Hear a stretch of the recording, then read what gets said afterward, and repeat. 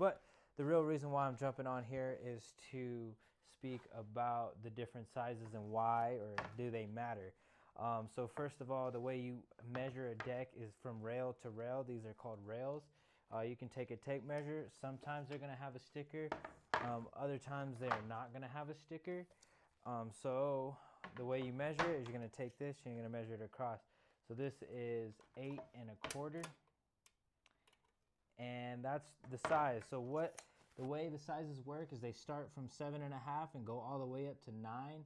Typically boards are going to be 8 1/4 these days. A lot of people like 8 1/2.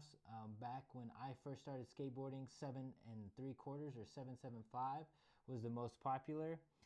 People go by size of board really by their shoe size, and if you have a bigger shoe, you're typically going to want to have a bigger board. I don't really have a big foot. I wear size 9, but I like to skate 8 1/4 and 8 1/2. They flip a little bit easier and you have a little bit more to land on. You can have a smaller board and be able to flip it easier, but if you have a bigger board, it flips a little bit more mellow. So it's totally up to you and what size of a skateboard that you're going to buy. But this is how you measure it. You measure it from rail to rail, and it should be the same width throughout the board. Sometimes boards are tapered, so they're going to have a fatter tail or a fatter nose, but that's not really going to mess with the shape that's across. But yeah,